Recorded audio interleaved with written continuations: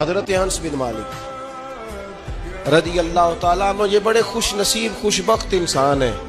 کہتے میری اماں خود مجھے حضور کی بارگاہ میں چھوڑ گئی تھی کہ یا رسول اللہ یہ آپ کی خدمت کرے گا۔